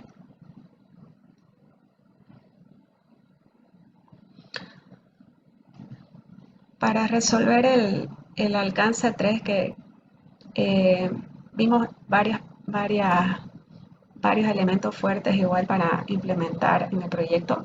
Uno, queríamos, como no es sobre la carretera, hay que ingresar, queríamos lograr que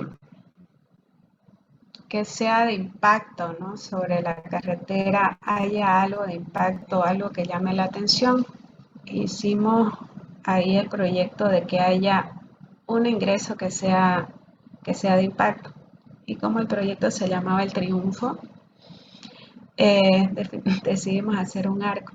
Entonces que ahí haya un arco en el ingreso donde me invite a pasar al lugar, ¿no? Y bueno, como dicen, enfatizar el ingreso a la nueva ciudad, utilizando como elemento principal el ladrillo, porque dijimos también que esa iba a ser una parte importante, realzar eso de la zona. El arco es de ladrillo visto. Después definimos en el punto 2, es a la llegada que haya un centro. Siempre cuando vamos a un lugar hay una plaza, un lugar que es el centro de movimiento económico, de movimiento de personas, ¿no? Del lugar. Entonces definimos que hay este centro, que es el generador de la vida urbana, en el que se concentran las principales actividades, tanto sociales, comerciales y culturales, políticas, religiosas, todo, digamos, en ese centro. Después que haya este tema del abastecimiento con un mercado artesanal de la zona y luego que haya un circuito ecológico, ¿no? Aprovechando que hay una quebrada, se busca conectar a los habitantes del lugar y a los visitantes con la naturaleza. Aprovechamos esta quebrada y actualmente hemos hecho un circuito de mountain bike. El circuito, como no tenemos desarrollados estos núcleos de abajo que están cerca de la quebrada, actualmente el circuito pasa por toda esta zona, aprovechamos algunas cortinitas de vegetación que hay por ahí y hicimos un circuito de 25 kilómetros, aprovechando todo este tema y como teníamos esta dirección de lo turístico ecológico, vimos una oportunidad grandísima ya que hay muchísimos ciclistas en Santa Cruz de hacer este circuito aprovechando la quebrada. En el tema de infraestructura, igual definimos cuáles iban a ser nuestras vías principales, o sea, jerarquizamos las áreas y obviamente son las que pasan por el centro y las que me van conectando todos los núcleos, ¿no? Entonces, estas que están con líneas punteadas rojas son nuestras principales y las otras que también conectan, pero a pocos núcleos, por decir, esta conecta solamente a estos 4 núcleos. Sin embargo, esta me va conectando con todo. Son ya las secundarias. Entonces, hicimos esta jerarquización de la estructura viaria y definimos de que la arborización iba a ser nuestro recurso morfológico y medioambiental. Actualmente, de manera paralela, hemos hecho un departamento verde, donde tenemos el proyecto de la reforestación de 12.000 árboles y es para reforestar todo este tema de áreas de viales y también de las áreas verdes. También en el tema de percepción de la imagen, ¿no?, de la ciudad, este tema de los núcleos y de hacer esta faja de lotes que estén alrededor de los núcleos, los motivos eran equilibrar el espacio público versus el privado. Se evitó la creación de núcleos amurallados, los cuales generan sensaciones de inhabitabilidad, abandono y oscuridad en las calles, dejando en el perímetro de estos terrenos de uso mixto, los cuales originan espacios más amigables al peatón. Y también generamos hitos, ¿no? Como le decía, generamos que haya sobre la carretera un elemento de impacto.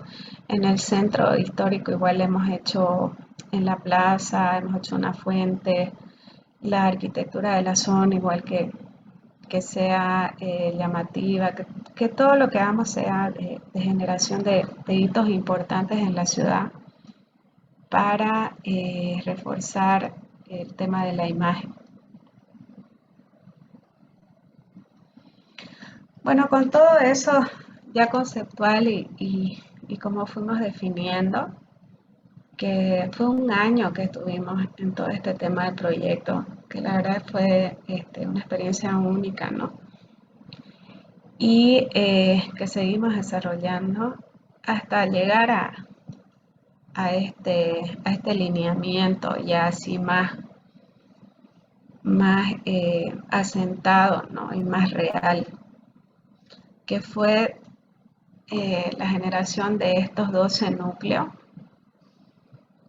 B1, B2, B3, B4, B5, B6, B7, B8, B9, B10 y el A1 y el A2.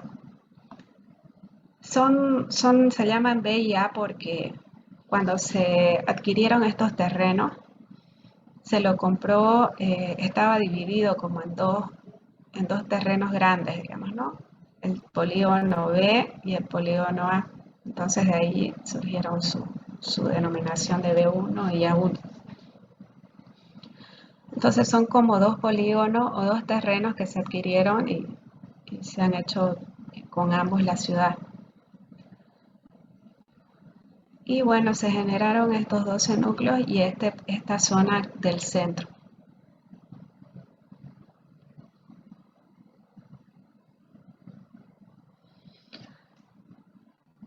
Tomando como ejemplo el polígono B, que es el que está en amarillo más claro, tiene una superficie total de 2.552.690 metros cuadrados. O sea, son 255 hectáreas. Entonces, cuando ya uno empieza a diseñar ya realmente así a lo fino, ¿no?, para presentar a la alcaldía, para hacer de que me apruebe mi proyecto de urbano, de urbanizar, sí o sí estos datos son claves y tienen que coincidir. Por decir, si yo hago mis polígonos del B1, del B2, del B3 y al final no suman este total, porque no los he dibujado de manera correcta o en el programa correcto, nunca me los van a aprobar en la alcaldía. Entonces, inclusive este punto 77, o sea, me tiene que dar exacto con los 2 decimales. Los lineamientos o los tamaños de cada núcleo van a partir del eje de la vía. Por ejemplo, tengo esta vía y se ve una línea aquí en el medio, hasta ahí abarca el B10, digamos, ¿no?, hasta esa línea. Y lo que yo diga, porque cuando lo presento, como lo voy a ir entregando así por núcleos, cuando lo presento a la alcaldía, lo presento el general y voy presentando de cada núcleo todos los planos, ¿no?, de parcelamiento, de manzanamiento.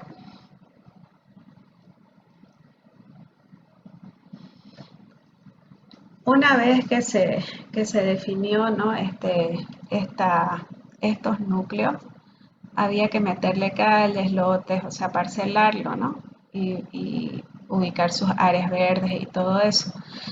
Y dentro de las normativas de la alcaldía está de que el área útil debe ser del 65%, o sea, el área de parcelamiento de terrenos, ¿no? que yo voy a comercializar o utilizar.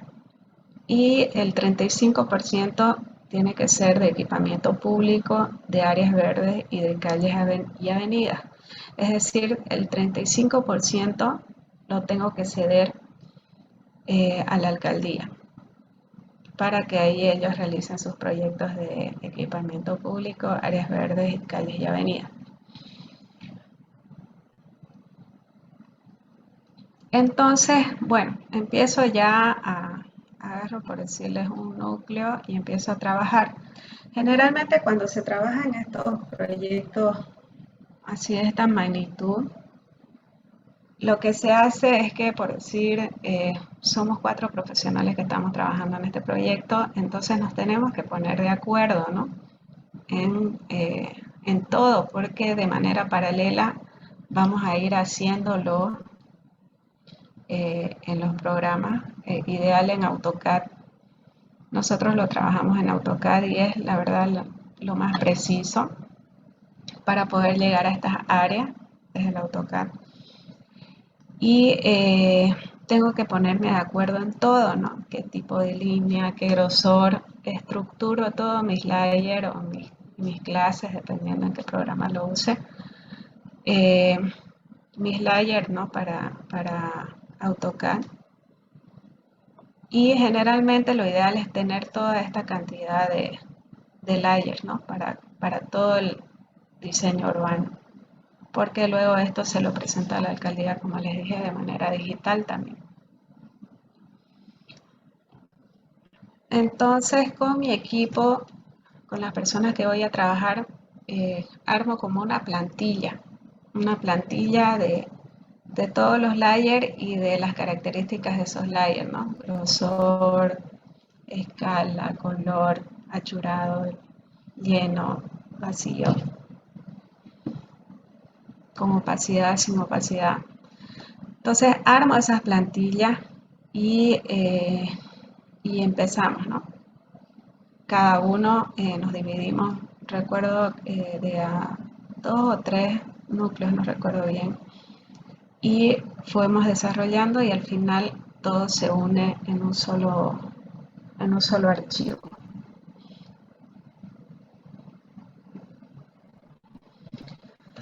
Por decir, ya yo lo exporté a Vector hoy día que estoy en una máquina aquí en mi casa que no estoy con problemas con el AutoCAD, pero lo exporté a Vector y por decir aquí ya se ve todo el proyecto, como les digo, parcelado, ubicado ya con mis áreas verdes y todo.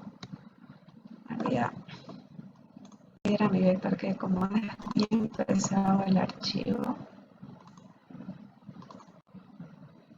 A ver si quiere. Pero por decir aquí está toda la serie de layer. Esto se trabajó en AutoCAD. Ya cuando uno lo exporta lo hace clases, ¿no?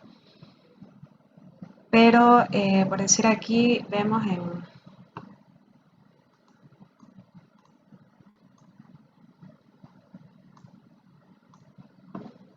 aquí en toda la lista de clases.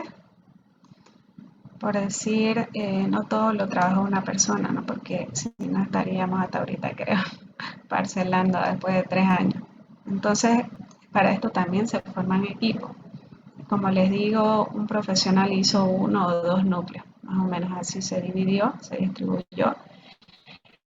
Y fueron haciendo las aceras. Bueno, lo primero es el proyecto topográfico, cómo salen mejor las aguas, entonces voy direccionando mis calles hacia esas aguas y haciendo mi amanzanamiento. Después del amanzanamiento tengo que poner ejes de calle, ejes de todo prácticamente, cotas de vías también, numeración de manzanos, numeración de lote, y vamos a ver si vamos a poner lento para acercarme.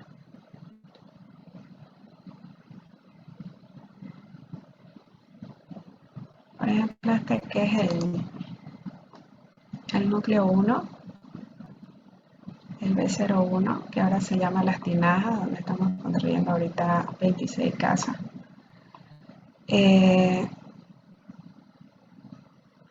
Se fue diseñando de acuerdo al proyecto topográfico. Todas las aguas debían correr hacia ese lado, ¿no? Porque hacia ese lado tienen caída. Entonces por eso las calles tienen inclusive estas salidas hacia afuera, donde vimos que era necesario incluso hacer esta barbacana, que se llama. Esta apertura, mira, entre dos lotes es para poder botar las aguas pluviales, ¿no? Para poder botar las aguas pluviales. Además de que la alcaldía en Cotoca aún no aprueban condominios cerrados. Entonces, en teoría, tienen calles que dan a las vías principales o vías secundarias externas, pero que a través de un decreto que lanzaron, internamente los núcleos se pueden organizar de tal manera que ellos controlen quién entra, digamos, al barrio o a estas calles y quién no. Entonces, por eso existen también estas aperturas, porque no pueden haber manzanos más de 300 metros, según la normativa de Cotoca. Entonces, aquí ya excedíamos los 300 metros y necesitábamos aperturar una calle, además de que esta calle nos servía para botar todo lo que son las aguas pluviales. Luego, también en todo nuestro estudio, ¿no? Es para poder respetar los árboles de la zona. Esta era la zona con vegetación. Entonces también esto fue un punto importante para fijar aquí las áreas verdes, ¿no? Y ya después haciendo todo el balance de área, cuántas me quedaban como útil, cuánto me quedaba como calle. Esta zona de acá nos faltaba, no necesitábamos área verde. Entonces también implementamos aquí porque quisimos que sea cerca para que haya un circuito ahí del uso, ¿no? Y que no quede alejado, sino que quede zonificada la zona de área verde. También cuando diseñamos, como iban a tener acceso controlado, hicimos estas calles de acceso más anchas para facilitar el tema del control, ¿no? De ingreso y salida de vehículos. Entonces todas nuestras calles de acceso a los núcleos son de 22 metros. Las internas son de 12 metros. Para decirle que ahorita está con todos los clases activos.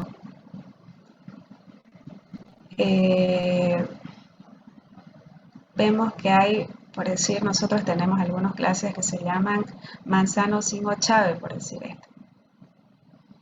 Y es que primero se lo grafica así sin ochaves y ya luego le vamos haciendo los achaves de acuerdo a la normativa de la calle, ¿no? Si es una calle que combina de 22 metros con 12 metros, el ochave debe ser de 9 metros. Si es una calle de 12 metros con 12 metros, el ochave de 7 metros. Esas son normas igual que ya se las voy a pasar en la próxima clase cuando veamos el tema de trámites, ahí se las voy a facilitar todas estas normas. Y bueno, la calzada que debe medir 7 metros. Bueno, a la par de esto también uno va diseñando los perfiles urbanos, ¿no? Los perfiles de calle. Entonces, si mi calle va a tener 12 metros, ¿cómo está distribuida mi calle? Tiene dos aceras de 2,5 metros y una calzada de 7. Ahora, si yo estoy en mis vías principales o externas, ya es un poquito diferente, ¿no? Por decir, aquí en mis vías, esta que es una vía principal de 30 metros, tiene 4,5 metros de acera en en ambos lados. Tiene dos vías de calzada de 7 metros y un camellón central de 7.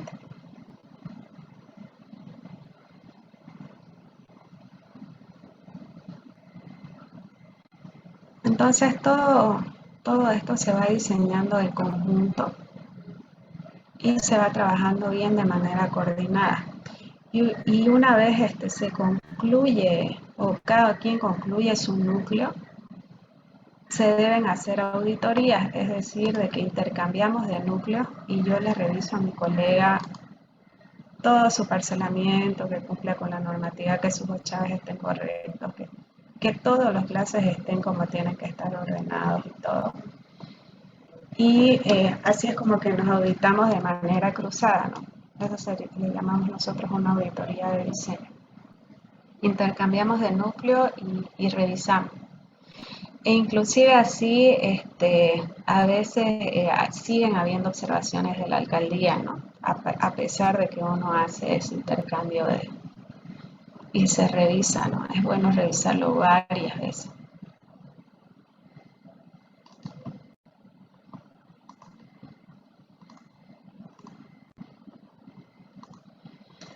Bueno, entonces, una vez tengo mi amanzanamiento y mi parcelamiento con todos los detalles que vimos, lo que queda es realizar mi balance de área.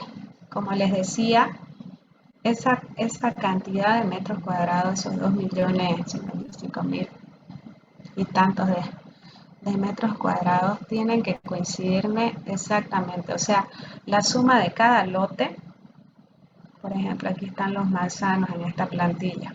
Igual se las puedo pasar para que ustedes vayan teniendo plantillas, ¿no? Le puedo pasar también el archivo que vimos ahorita de toda la ciudad. Entonces, toda la suma de mis lotes, todita la suma de mis lotes, exactamente con comas y todos, me tienen que dar al final mi total. Por ejemplo, aquí este es el balance del polígono B y aquí están todos los núcleos, ¿no? Todos los núcleos y sumados me tienen que dar exactamente esa cantidad de metros cuadrados, si no, nunca se lo van a aprobar en la alcaldía. Como les decía, sí o sí, para hacer este proyecto de esta magnitud es con un equipo, ¿no? Porque es bien a detalle, bien minucioso y bien, uno bien concentrado, ¿no? En este trabajo. Todas estas cantidades, después hay, ¿no? El AutoCAD tiene el arquitecture o el arquitool que ayudan hartísimo tienen comandos que uno le hace clic al polígono y están entrelazados con el Excel y haciéndolo clic me lo va llenando mi Excel, que también se los voy a pasar para que los tengan, si alguna vez urbanizan, aunque sea una manzana, les va a facilitar hartísimo el trabajo, ¿no? Por decir, esta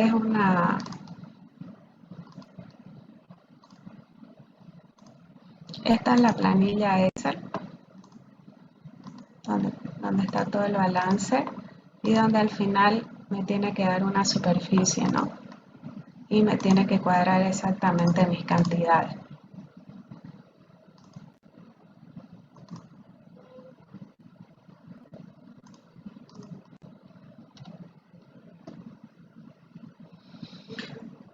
Al final, ya concluyendo todo el tema de parcelamiento y almacenamiento, ya podemos llegar a un balance donde nos da un área útil, donde tenemos que hacer cuadrar sí o sí el 65% y donde no podemos, por decir, si nos da 66%, ya igual la alcaldía no nos los aprueba. Entonces es a estar jugando así, ¿no? Ya lo último, cuando ya queda poquitos metros para hacer cuadrar, uno agarra un núcleo y va viendo, le quito más área verde, menos área, anulo esta calle, hago un cul-de-sac o la abro a la calle. Entonces es como que ya uno va jugando en esa parte para poder alcanzar los porcentajes solicitados. En todo lo que es el polígono B, que es hasta aquí sin contar esto de arriba, llegamos a tener 6.246 terrenos de 225, o sea, de 9 por 25. Lotes de equipamiento privado que nosotros le llamamos, que están en esta zona del centro, que en realidad son área útil, porque son privados, pero los hemos dejado como terrenos grandes para elaborar proyectos, por decirles algo así como nosotros tenemos el Smart Life Center, que es un lugar que tiene teatro, tiene un montón de cosas, más o menos como el Mall Ventura, y que son privados, no son de equipamiento público. Entonces, esto entra dentro del área útil. Y después todas las áreas que se ceden, nos entraron 18 áreas verdes y equipamientos públicos 4, donde tenemos iglesia, colegio, que son equipamientos públicos.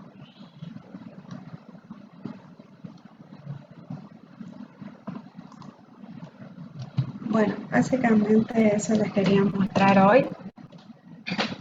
Vamos a profundizar un poco más sobre este tema la próxima clase y ya vamos a empezar a relacionar todos estos temas de diseño que se van elaborando a raíz de los trámites o cosas que nos van solicitando, ¿no?, la alcaldía. ¿Hay alguna consulta?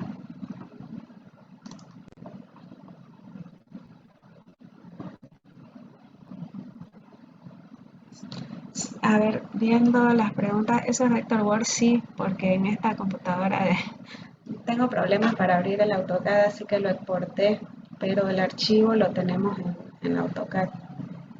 El AutoCAD es muchísimo más preciso. Yo era una defensora a muerte del Vector porque lo amo, al programa. Es muy sencillo, fácil. Siempre yo decía, no es el indio el problema, no la flecha, les decía.